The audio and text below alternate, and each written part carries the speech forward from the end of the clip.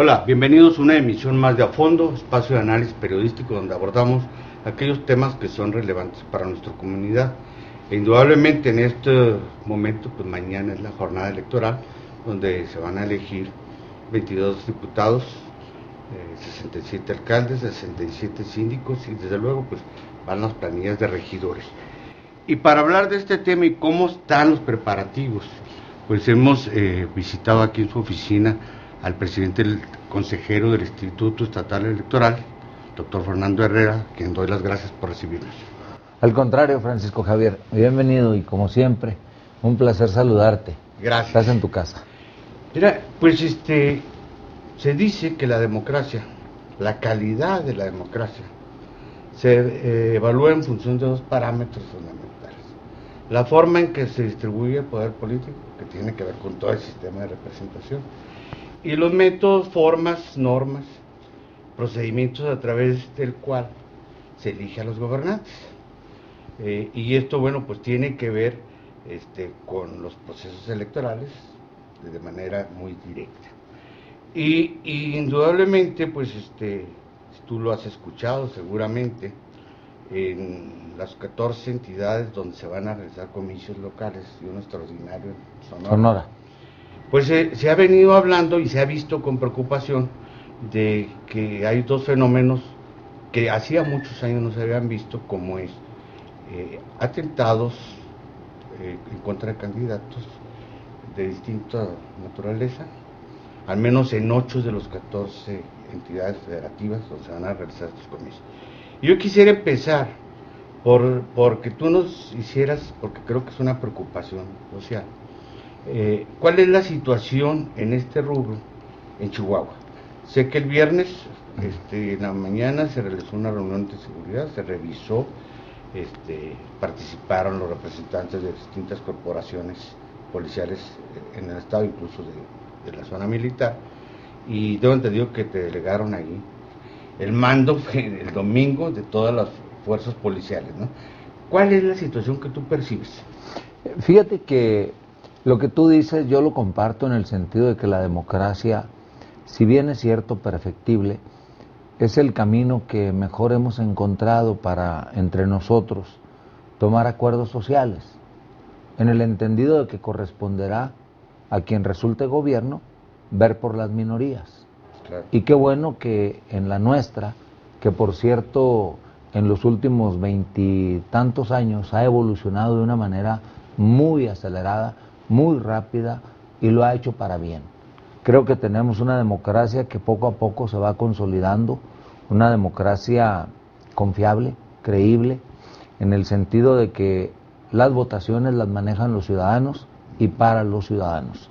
Yo te puedo decir con claridad que en Chihuahua estamos muy tranquilos, independientemente de esos rescoldos de violencia como carbón que todavía se quedó por ahí una que otra brasa que no se ha terminado de apagar, y que a pesar de eso, y que obviamente corre paralelo a lo que es el proceso electoral, y que nos lastima como sociedad, pero no en específico como proceso electoral, Chihuahua no está entre las entidades de preocupación ni para la autoridad electoral a nivel federal, que nos lo ha manifestado con absoluta claridad, y que obviamente ellos sienten que están en coadyuvancia, aunque en realidad los servicios que dicen o el convenio que firmamos de colaboración nos lo cobran, pero bueno, al fin y al cabo, colaboración,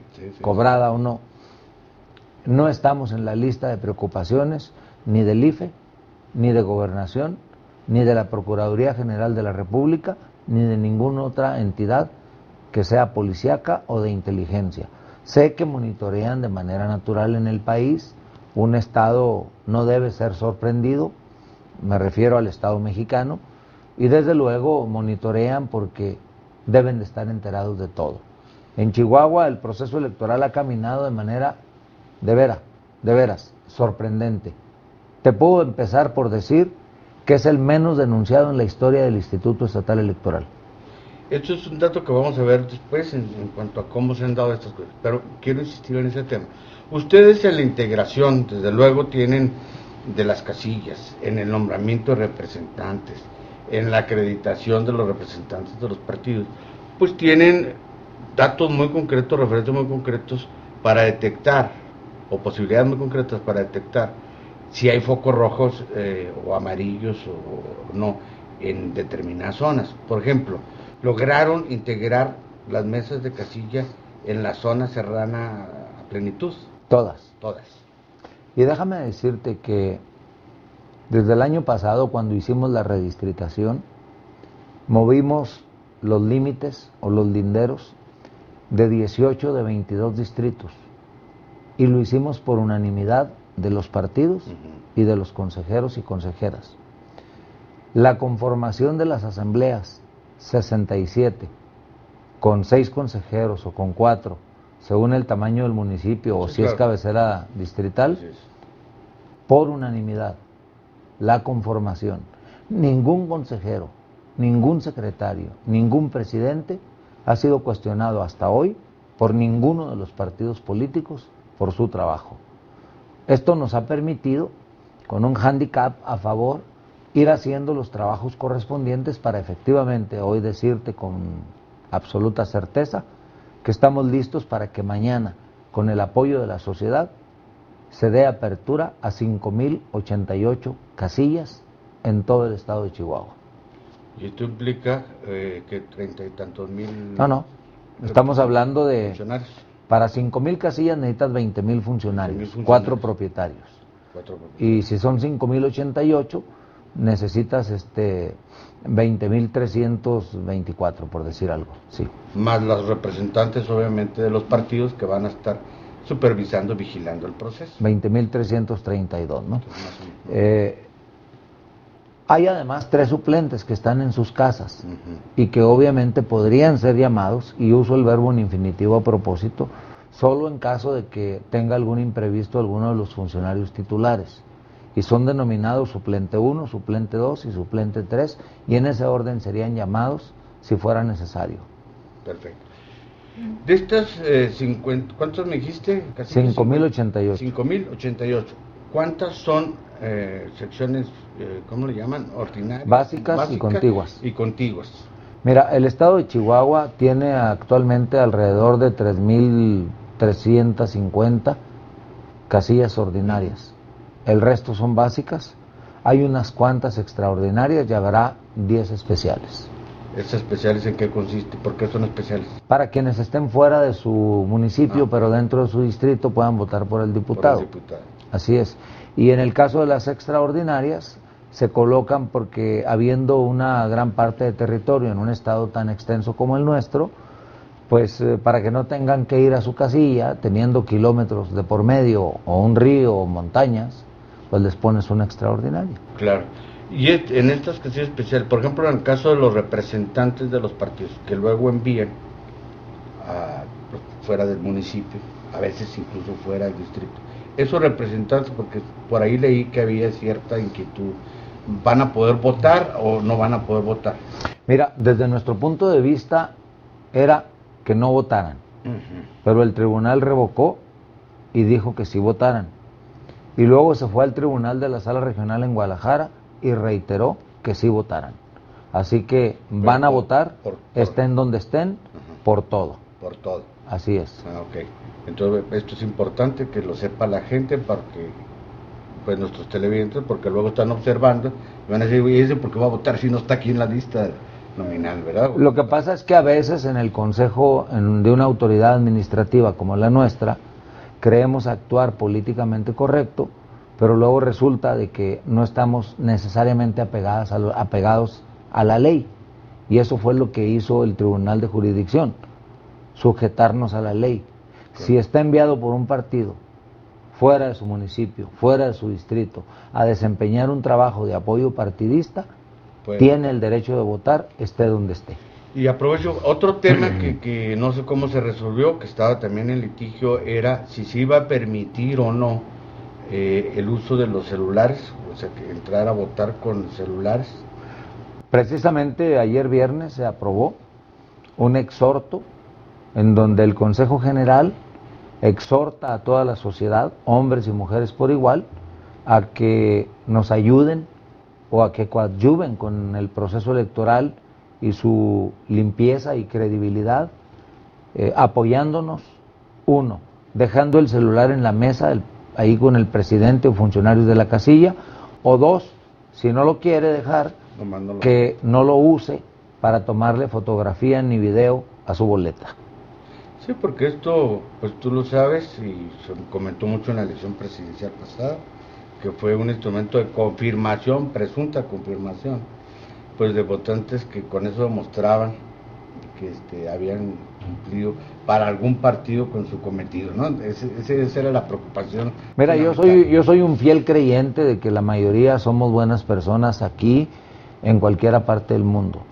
Yo no sé en qué nivel puedan hacer eso, pero bueno, el exhorto ahí está. Perfecto. Yo soy un creyente fiel de que las mayorías decidimos caminar por el buen camino y que son muy pocos los que se prestan para ese tipo de cosas. Sin embargo, el Consejo atendió la voz de los partidos y ahí está el exhorto. Ok, correcto.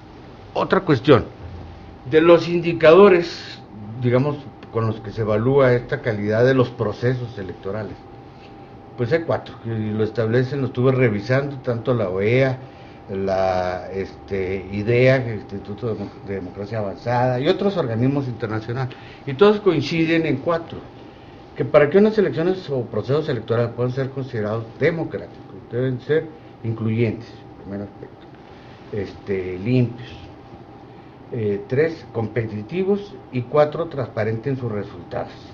Me gustaría que fuéramos abordando estos temas porque creo que es importante. Y en relación a los incluyentes, ¿cuál es la inclusión, la participación ciudadana? Tiene que ver con la participación ciudadana. ¿A cuánto comprende chihuahuenses el listado nominal de electores? 2.565.000 aproximadamente. O sea, estamos hablando de los que son mayores de 18 años de edad. Ahora, ¿de esos cuántos están en el padrón? Porque es distinto, ¿no? En el listado nominal. En el listado nominal. Es muy poquita la diferencia. Sí. Sí, el padrón es 2.565.000, el listado nominal te podría decir solamente quienes entre una impresión y otra hayan perdido sus derechos políticos por alguna causa penal o por alguna causa de carácter legal. Y en relación a la elección anterior, ¿el padrón se incrementó, disminuyó? ¿Cómo se comportó? Disminuyó levemente por la desaparición de la credencial 03. Por esa razón. Sí, y porque quienes son poseedores de una credencial 03, siendo chihuahuenses, la repusieron por una nueva.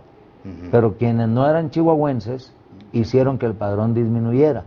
Porque déjame decirte que en el padrón de Chihuahua hay un gran número de gente que no está en Chihuahua, que no vive en Chihuahua, que no es de Chihuahua, que ni siquiera es mexicano en muchos casos y tienen una credencial de Ciudad Juárez o del estado de Chihuahua.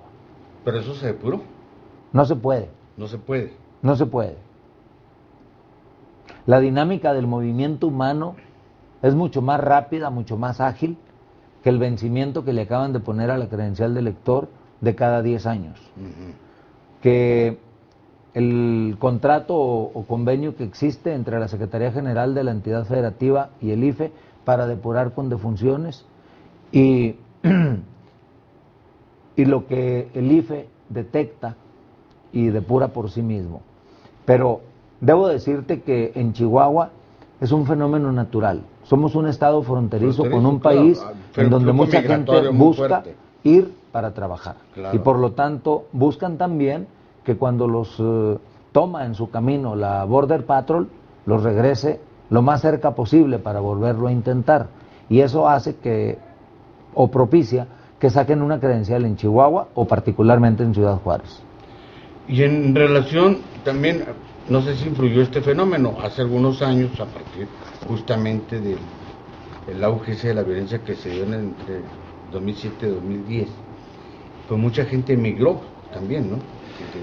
Yo sé que hubo éxodo, pero también sé que poco a poco han ido regresando, porque tanto Juárez como la capital han ido recuperando su vida nocturna, han ido recuperando sus espacios, han ido recuperando su estilo y modo de vida, y desde luego dejaron atrás la psicosis, dejaron atrás el encierro, y dejaron de restringir tanto como lo estuvieron haciendo las salidas de los padres de familia y de los propios hijos o hasta en familia completa. Claro.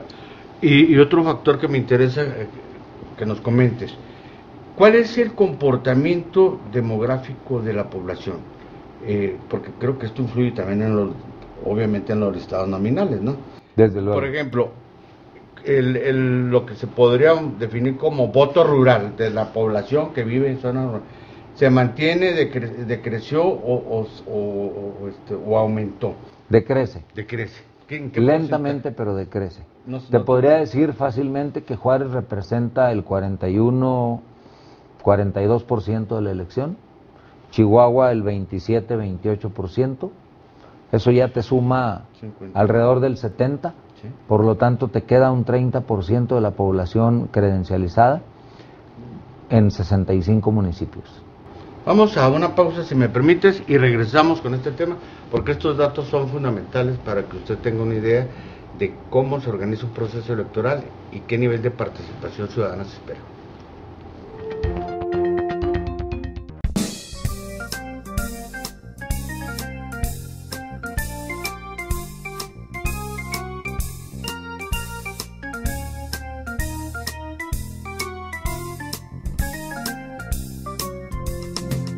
London Café, un lugar para disfrutar.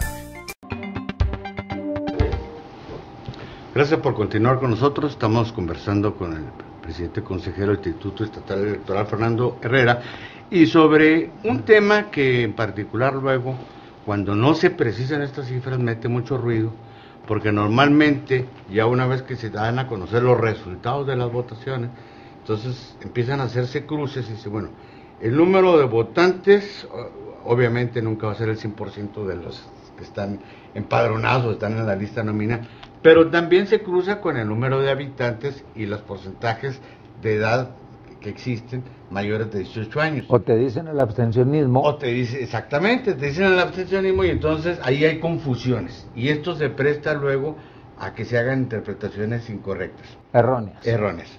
¿Cuántos son los mayores de edad? Si quieres ponerme, me citaste dos casos donde se concentra el grueso del padrón electoral, Ciudad Juárez y Chihuahua. Vamos a ver el caso de Chihuahua. 816,000 habitantes según INEGI, censo 2010. Así es. 616,000 votantes según IFE 2013. ¿No es congruente esto?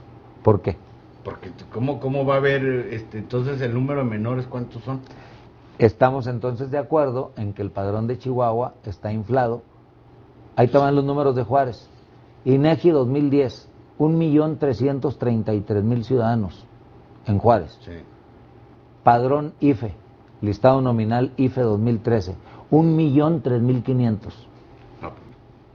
¿Cuántos te quedan de menores de edad en Ciudad Juárez? 330,000. Casi los desaparecemos. Según estas cifras, pues casi desaparece. O sea, nos está pasando lo que a Europa, ¿no? Nos estamos haciendo demasiado viejos. ¿O está mal el padrón? A una velocidad, claro, porque se supone que el censo, pues eso sí está. Ahora, este padrón inflado es consecuencia de lo que me decís. De la migración. De los flujos migratorios. Mira, hemos encontrado domicilios en Juárez con 30 credenciales. ¿En serio? ¿Qué quiere decir? Que ahí fue una estación temporal de un grupo de personas que llegó, comió, durmió, sacó una credencial en Juárez y luego intentó su sueño, irse a trabajar a los Estados Unidos. Si lo logró, allá trae la credencial. Si no lo logró, se la llevó a Campeche, a Oaxaca, a Yucatán, a Michoacán, a Zacatecas, o en el peor de los casos, a El Salvador, a Nicaragua, a Honduras. Y si te quieres ir más allá, hasta Bolivia, Ecuador y Venezuela. Pues es un fenómeno interesante y qué bueno que lo adviertes, porque luego se generan suspicacias. Bueno, ahí te va el número completo del estado. A ver. INEGI 2010, 3,404,000 habitantes. Padrón 2013, listado nominal 2013, 2,565,000. No, pues no da. Pues te quedan 780,000 o 770,000 menores de 18 años. Que no se correspondan incluso con las cifras del sistema educativo. Ni siquiera. ¿Verdad? Porque Ni los siquiera. que están en la escuela, ni siquiera con eso. Mucho menos con los bebés que todavía están en es, casa. Así es, los que todavía no asisten. Entonces, ¿qué quiere decir todo esto? Que un 40% del estado de Chihuahua promedio equivale en realidad a un 53-54% de otra entidad federativa sin este problema. Un 30% de Ciudad Juárez equivale a un 50% de cualquier otra ciudad sin este problema. Así es. Por eso Juárez vota 30%, el estado promedia 40%. Sí, ya cuando haces esta depuración, digamos, esta corrección más bien. César Duarte. Ya tiene otro porcentaje. Si tú supusieras que Chihuahua tiene un padrón de 2 millones real y en 2010 votaron del listado nominal 1.080.000, estamos hablando del 54%. Y ese dato, me acuerdo haber por ahí hace algunos años leído un artículo de Pedro Durango, un ensayo, un estudio que hizo a ese respecto. Y efectivamente decía, de acuerdo al padrón, ¿no?, el porcentaje de votación fue muy bajo. 41.41 en la elección de César Duarte. Si se depura todo eso, 55%. Por ahí, 55%. Ese mismo caso se repitió en menor proporción también. Naturalmente. Porque aquí en Chihuahua votó el 45%, en Parral votó el 55%, en Ciudad Juárez votó el 29%. Entonces el promedio del estado te dio 41.41, sí. Que equivale a un 55% real en números, descontando este fenómeno migratorio. Pero si tú agarras los números duros, claro, pues entonces 41.41, aunque te digan injustamente abstencionista. Y eso, exactamente, porque eso, yo recuerdo en la elección pasada, se habló de que se había incrementado la tasa de abstención. Un periodista serio como tú analiza los números y hace la aclaración e informa a la gente. Un periodista frívolo simplemente saca 6 de cada 10 no votaron. Que eso fue, exactamente esa fue la conclusión de muchos, y así se manejó. 6 de cada 10 no votaron, por eso se dijo, Chihuahua ha decrecido la participación. Porque no ciudadana profundizan en el análisis, porque no revisan el fenómeno social. Y hace ver que los chihuahuenses, hombres y mujeres, somos diferentes del resto del mundo. Déjame, te doy una noticia, Francisco Javier. En el mundo entero el promedio es de 50%. General ya promediado. General promediado. Hay países nórdicos que te alcanzan el 75%, pero hay países de la parte sur del planeta que te alcanzan 30, 35. Promedio mundial 50%. ¿De qué estamos hablando en Chihuahua? De un 55. Pero ve la elección de Peña Nieto. 64% del listado nominal del país votó. ¿Qué quiere decir? Que México está por encima de la media mundial, 14 puntos. Entonces, el indicador ese que te decía, de inclusión, de participación ciudadana, ahí está. Vamos bien en ese rubro. Sí, vamos con el otro indicador, el de limpieza en las elecciones. Ahorita me comentabas al inicio del programa de que estas han sido las elecciones donde menos impugnaciones, recursos, menos denuncias se han presentado en la historia. ¿Cuántas son las que 23. 23. Para que nuestros televidentes tengan un punto de referencia, en el proceso electoral anterior, no me refiero al de gobernador porque es distinto, al intermedio, el del 2007. 50 y tantas, 40 y tantas. O sea, disminuyó la mitad. Fácilmente. Y déjame decirte que de las 23, 3 ameritaron una amonestación, 12 ya fueron desechadas, las otras 8 están en camino, y de ellas te puedo garantizar que 4 o 5 serán desechadas y 3 a lo más que lleguen será seguramente a una amonestación. No hay una sola ni para multa. Yo leí en la prensa hace 2 días que en Huachochi y Ocampos presentaron denuncia por peculado electoral contra un presidente municipal. Eso es un delito penal. Sí. No peculado electoral, peculado en el manejo del dinero. Ok. Ese es un delito que se sigue por otras vías. Sí, por eso, pero no estaba vinculado al proceso electoral. No, para nada. No. Okay. Es delito por peculado. ¿Y las denuncias por qué fueron?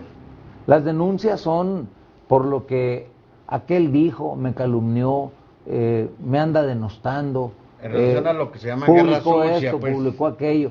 La verdad es que buscan atraer más a los medios, llamar la atención para, a través de los medios, llegar a la sociedad, que un efecto jurídico. En tu opinión, ustedes que han seguido el Consejo, aparte de este, pues que es un indicador muy importante desde el punto de vista cuantitativo de las denuncias, ¿tú sientes que a la gente se le ha informado adecuadamente por parte de los partidos? Ahora ustedes hicieron monitoreo de medios. Absolutamente. ¿Cómo anda la proporción? Porque eso también tiene que ver con Lo el vamos otro a rubro publicar. Sí, pero adelántame. No Ya te puedo estoy porque entrevistando. no puedo porque nos falta sacar el último corte que termina con el día que terminaron las campañas, el 3, y que está por llegarnos para poder hacer los promedios y publicarlo.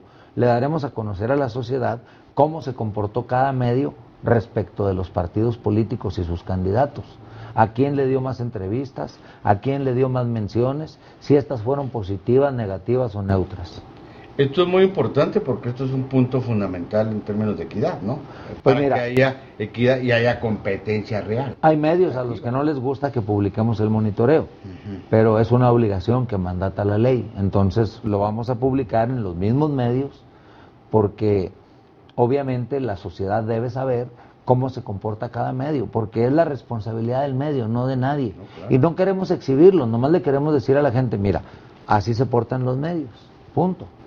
Y que ellos mismos les sirve como un ejercicio de reflexión propia para pues cumplir sus...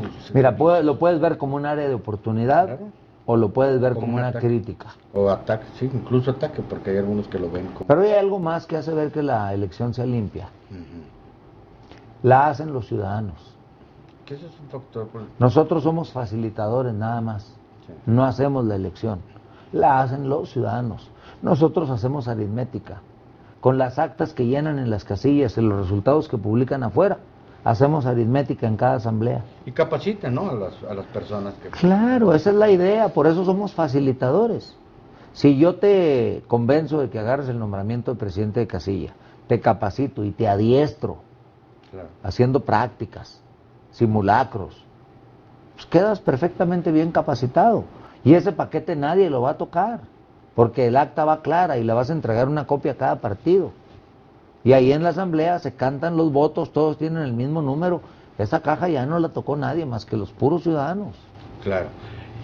Y esta elección se distingue por una cuestión que creo que debemos de abordar. Es por una elección corta en términos de tiempo. Se acortó el tiempo para hacer campaña, aunque ahí hubo todavía hay un terreno de las famosas precampañas o campañas internas, y luego un periodo de silencio, vamos, De intercampañas. de intercampañas, ¿verdad? Que como que se prestó a mucha confusión. Pero bueno, a lo que voy es esto. Esto, evidentemente, y creo que todo el ciudadano lo reconoció, ayudó a evitar la basura electoral, los pendones, Ve la ciudad, está bellas limpia. en el equipamiento urbano, todas estas cosas. En términos financieros, ¿significó un ahorro o no? Significó un ahorro en términos de campaña de 16 millones para el erario del Estado. 16 millones. Para el erario del Estado en términos de gastos de campaña, con el descuento que hizo el Congreso en materia de gastos de campaña por el menor tiempo. Pareciera poco dinero, sin embargo, cuando lo aplicas en programas sociales, en la gente tan necesitada, se vuelve una cifra muy importante. Y déjame decirte que además, obligados por las circunstancias en donde no hay bonanza en ninguna parte ahorita, ni en casa, ni en ninguna empresa, ni en ningún gobierno, el instituto tuvo un recorte de 30% del presupuesto y lo asumimos. Y la curva de aprendizaje de un equipo que tiene junto casi 7 años nos permitió hacer más con menos, reciclar muchas cosas, nos disminuimos los salarios todos en los 4 primeros niveles, no dimos aumento a los demás de menor ingreso, disminuimos los salarios de consejeros en todas las asambleas municipales, de secretarios y presidentes, tratamos de maximizar el uso de los recursos y lo logramos. Logramos un ahorro de 58 millones de pesos aquí en el Instituto Estatal Electoral. De ese tamaño. De ese tamaño, sí, señor. Pues entonces compensaron con eso suficiente el recorte que se dio. ¿A cuánto fue? El recorte era de 90 millones. De 90 millones, bueno, casi más. Logramos ahorrar 58 porque Talleres Gráficos se puso a disposición y ahí logramos ahorrar 10 millones de pesos. Y para el día de la jornada nos autorizaron un presupuesto adicional de 10 millones que nos permitió bajarnos de 90 a 58 en cuanto al recorte y el ahorro real. Ahorita me decías que la colaboración federal, colaboración sí, pero pagada. ¿A qué te referías exactamente? Te cobran por usar el padrón, por usar la credencial y por ayudarte en el IFE. ¿En serio? Sí, claro. ¿Cuánto te cobran? Bueno, esta vez nosotros pagamos 2.298.000. El proceso electoral anterior pagamos 2,5 millones. En 2007 pagamos 4.700.000 pesos. ¿Eso está establecido en la letra, sí? ¿O qué? ¿O esto es una normatividad del IFE interna de los consejeros? Llamémoslo costumbre. Costumbre. Bueno, pues es que esto es, fíjate, esto no se sabía. No, pues mira, hace un par de años o un año y medio, Leonardo Valdés declaró a un medio de comunicación en el centro que tenían un ahorro de 158 millones de lo que cobraban a las entidades federativas. Ese día nos dimos cuenta, todos los presidentes de entidades federativas, que el IFE tenía presupuestado lo que a nosotros nos cobraba. Por eso era ahorro. Por eso era ahorro, claro. Así es. Y ya ellos ya lo tenían calculadito. Bueno, y el presupuesto que se destinó a la organización del proceso electoral, entonces fue de ¿cuánto? 370 millones con todo y partidos políticos. ¿Cuántos de esos 370 millones se asignaron a los partidos políticos? 148.8. 148.8. El resto ya fue para el Instituto Estatal Electoral. El Instituto Estatal Electoral, la capacitación, el proceso. 2,000 personas que trabajan con nosotros. 2,000 personas. Ok. Entonces dices tú que a pesar de todo eso se puede contabilizar un ahorro de 16 millones. En campaña. En campaña. Más 58 en el instituto. Más 58, pues entonces es significativo esto. Ahora, esto va encaminado, forma parte de un proceso para empatar los procesos electorales. En 2018 estarán empatados. ¿Verdad? Va a ir consecutivamente dándose pasos graduales. De tal suerte que en el 2018 vamos a tener 2 elecciones en un año electoral. Y en 2021, 2 elecciones en un año electoral. Y así sucesivamente. Y esto 2 años electorales, 4 elecciones. Y esto obviamente va también a contribuir de manera importante a reducir el costo. Se pueden maximizar haciendo sinergia. Sinergia, ¿verdad? Y siempre y cuando uniendo esfuerzos. El IFE no te cobre. No se pueden poner hasta casillas únicas o casillas contiguas. Pues claro, no tendría caso hacer una política de espejo, ¿no? Vamos a una pausa y regresamos en esta interesante conversación.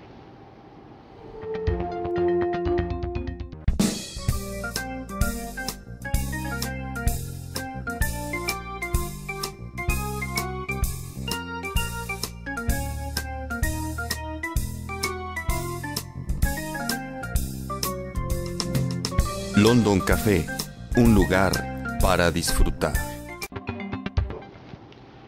Vamos al segmento final. Como usted se habrá percatado, en esta ocasión, en lugar de los tradicionales 5 segmentos, lo redujimos a 3, obviamente con más tiempo, para darle fluidez a esta conversación. Y hay un tema que señalaste ahorita que me parece importante y lo relaciono con esto. Hay una iniciativa, más que iniciativa, una propuesta que algunos están impulsando para que en el marco de la reforma político-electoral que se piensa impulsar, desaparezcan los institutos estatales electorales, se conforme un órgano nacional electoral único que sea el que supervise, regule, organice los procesos electorales. ¿Tú cómo ves esta? ¿Te parece viable en principio? Mira, yo te podría decir con mente abierta que habría que revisarlo, pero también te preguntaría de inmediato, oye, y enseguida desaparecemos transparencia, ¿no? Y enseguida desaparecemos derechos humanos. Que ya va para allá, ¿eh? Y por eso. Y luego desaparecemos el Congreso, y luego desaparecemos el Supremo Tribunal de Justicia, y enseguida pues tocaría gobierno del Estado, y entonces ya te volviste una sola entidad central que maneja todo a base de delegados y comisionados. Bueno, La pregunta que te haría es esta: ¿somos una república federalista o somos un país centralista? Por eso te digo, el proceso va, estas propuestas son contrarias a lo que desde los 80 se ha venido impulsando de consolidar un auténtico federalismo. No, yo me iría hasta la época de la independencia, sí, cuando firmas un pacto federal para crear un país y en donde 31 estados y un distrito federal de hoy, sí, en aquel entonces, menos estados, territorios y un distrito federal, firmaron el pacto federal, se juntan en los Estados Unidos mexicanos, que coloquialmente llamamos México. Pero México no es un país centralista. No, claro. México es Estados Unidos mexicanos representados en un Senado de la República, que por cierto ya pervirtieron y nadie dijo nada. Sí, porque ya no son representantes de las entidades federativas, ahora hay también supuestamente senadores plurinominales y de primera minoría, pues que no representan. Mira, yo no reniego de los de primera minoría. Yo lo que reniego es que en un Senado que representa un pacto federal, la representación debe ser igualitaria independientemente del tamaño del Estado y de su población. Claro. Y en la Cámara de Diputados es en donde debe reflejar la representación poblacional. Ciudadana, poblacional. Ahí sí es el principio, tantos diputados en función de los votos obtenidos por el de los números de habitantes que viven en cada estado. Así es, claro. Pero los senadores deben de ser igual por estado. Y hoy te encuentras en el Senado que hay estados que tienen más senadores que otros. Y entonces yo te diría, en Estados Unidos mexicanos, ¿hay un miembro que sea más importante que otro? No, pues claro que no. Pues si todos conformamos una república, debemos defender la república, independientemente de que un estado tenga mayor economía que otro. Son hermanos, están unidos en una república. Así.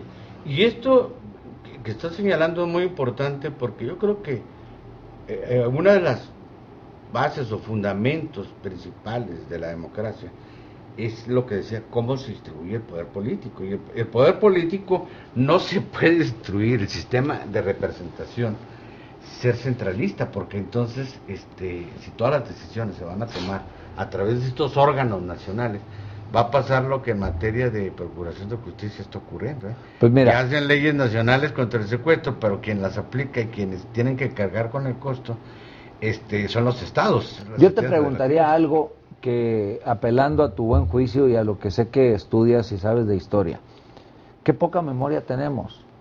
En 1836 Texas se separó de este país por la lejanía y la desatención del gobierno centralista de Antonio López de Santana. Claro. Dura 10 años independiente y aprovecha los tratados de Guadalupe Hidalgo para sumarse como una estrella más de la Unión Americana. Luego vendimos un montón de territorios que nunca nos pagaron, pero nos invadieron cuantas veces quisieron y no se quedaron con todo porque no quisieron. Entonces, o vamos a ser un país federalista en donde fuera de la capital todo es Cuautitlán, o vamos a escuchar esa bendición que se dice que los cambios de la periferia al centro son mejores que los del centro a la periferia. Y por eso cobran particular relevancia estos procesos electorales que ahora se cerraron en 14 entidades, desde mi perspectiva. Yo creo que las entidades federativas tenemos una responsabilidad enorme en y una curva de aprendizaje igual o mejor que la del propio Instituto Federal Electoral, porque la experiencia que nosotros tenemos es apegada a la pluralidad y al mosaico que tiene el país. Oaxaca tiene 570 municipios, sí. Casi 500 se eligen por usos y costumbres. En Nayarit votas por regidores. En el Distrito Federal votas por comités urbanos o comunas, en donde un grupo de ciudadanos va a recibir presupuesto de la delegación y va a decidir en qué utilizarlo.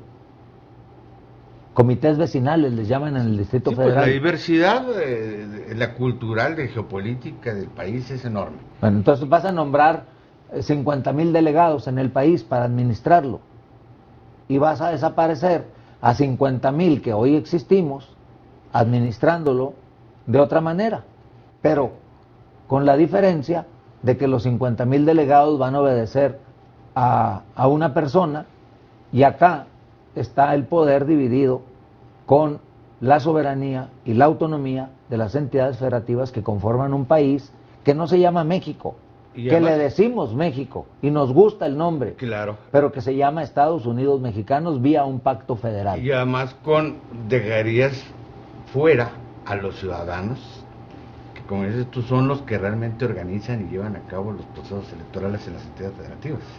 Porque estos los consejos estatales electorales o los institutos estatales electorales son conformados por ciudadanos, no son conformados por políticos, son servidores públicos profesionales. Quien afirme que un instituto estatal electoral es ineficiente,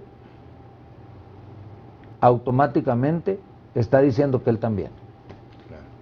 Otra cuestión que me interesa mucho en términos de la transparencia ya en los resultados y la oportunidad con que estos se van a dar a conocer. Supongo que ya está listo el sistema para dar a conocer lo que se llama el PREP, resultados preliminares. Ya está listo. ¿Verdad? Todo el software. ¿Cómo va a funcionar esto para que nuestros televidentes En línea y por internet, en nuestra propia página del IE chihuahua.org.mx, en el Universal, en el Heraldo, en el portal de la UACJ, en el portal de la UASH, en el portal de nosotros mismos que se llama Elecciones 2013 Chihuahua, Elecciones 2013 Chihuahua, y ahí en ese portal van a poderlo seguir en línea. El PREP y todo el software que utiliza esta institución es construido aquí por ingenieros que trabajan aquí. Las fuentes son nuestras, nosotros construimos el software. No rentamos, no pagamos. No se paga, no se renta y no estamos casados con nadie. Y no se les ha caído, ¿verdad? Nunca. Nunca, perdón, nunca se ha caído. Nunca. Como en otros lados que sí. Ni sí con Y, ni con Y, ni con doble L. Sí. Oye, ni caído ni callado. ¿Cómo va a empezar a funcionar? Yo insisto esto porque mucha gente sí sigue ya a través de en línea los resultados electorales. Pero me gustaría que le explicaras a nuestros televidentes cómo hacen el muestreo de esto. ¿Cómo no es un muestreo. Eso, por ejemplo, que no es un muestreo.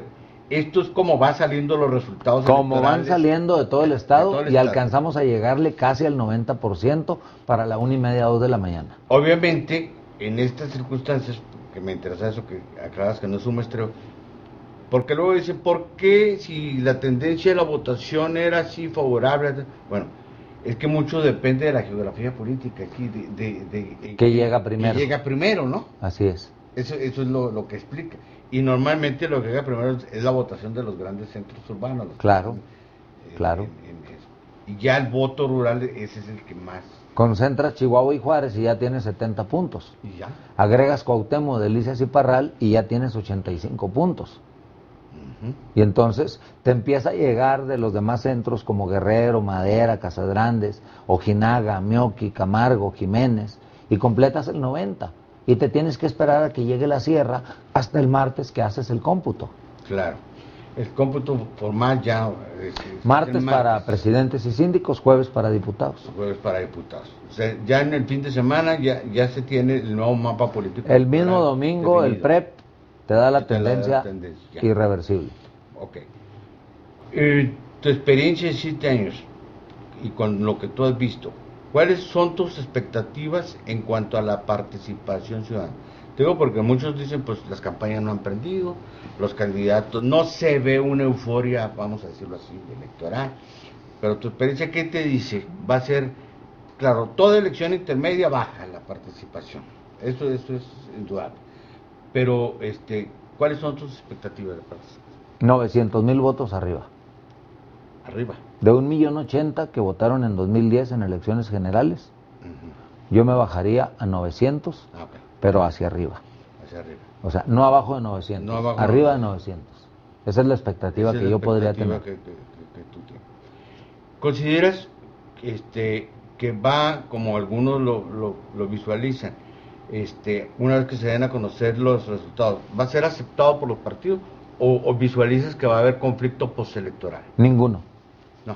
En Chihuahua... ¿No consideras que hay ningún elemento? La sangre caliente de los chihuahuenses, lo franco que a veces rayan el insulto, lo abiertos que somos para el señalamiento, para utilizar el índice y decirle a alguien algo, son parte del comportamiento del chihuahuense. Pero al final, siempre el chihuahuense conserva el temple, conserva la altura de miras para que se imponga la madurez, se imponga el raciocinio y reconozcan con hombría y con valentía, tanto mujeres como varones, se vale decir el término, son valerosos para reconocer el triunfo o la derrota.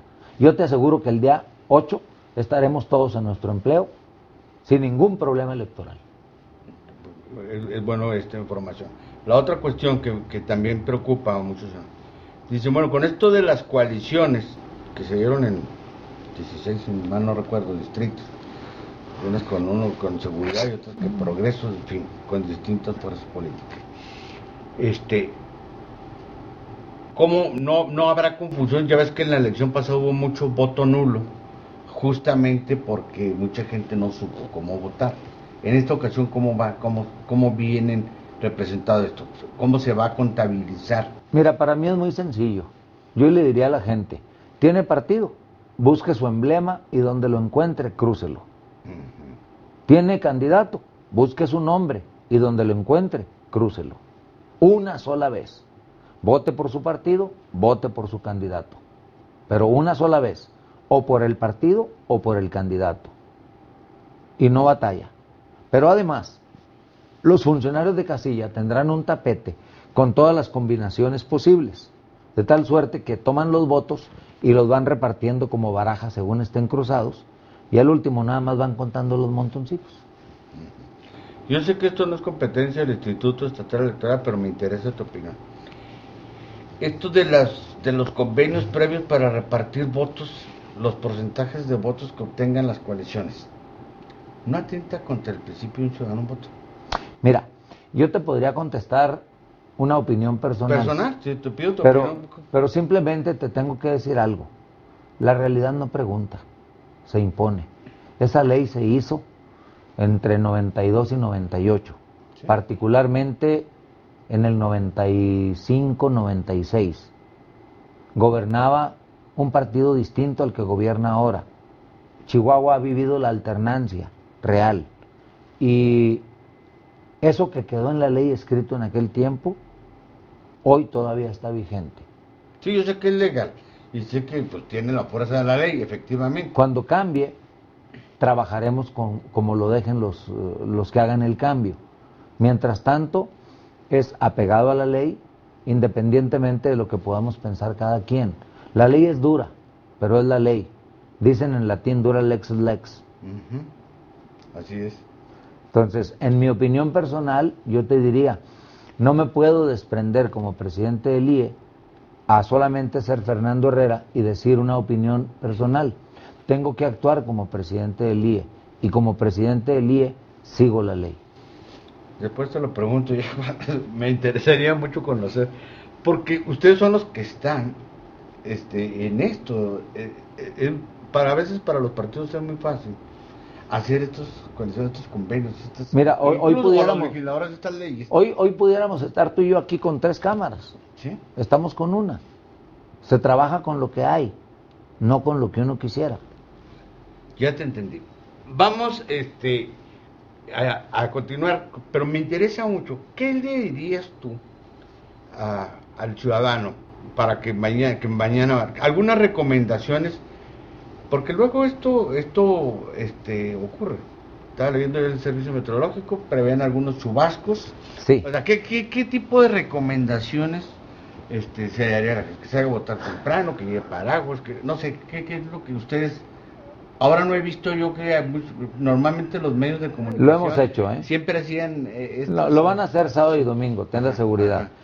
Zapato cómodo, ropa holgada, una botella con agua, una sombrilla y, si es posible, una sillita plegable. Y que vayan temprano, ¿no? Pues es mejor.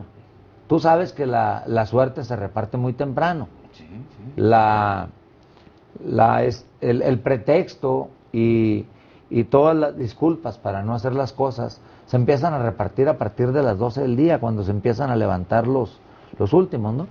Así es, ya Esto ayudaría mucho a la fluidez del proceso electoral. Yo creo que... A los mismos que están ahí Mira, trabajando. el proceso está diseñado para atender para a 750 personas como máximo Uh-huh. en cada casilla. Ese es el máximo de ciudadanos que te pueden atender en una casilla. Que la hora de apertura de la casilla... De 8 de la mañana a 6 de la tarde, 750 personas pueden perfectamente hacer su desfile sin mayor compromiso de fila. Pues esto es importante que lo sepan. Vamos a cerrar el programa, esta conversación, esta entrevista, con algún mensaje que tú quieras enviar a nuestros Con uno muy televidentes. sencillo, Francisco Javier. Tú eres un hombre de edad igual que yo. Eres un hombre que ha estudiado, que ha crecido en medio de la adversidad, producto del esfuerzo.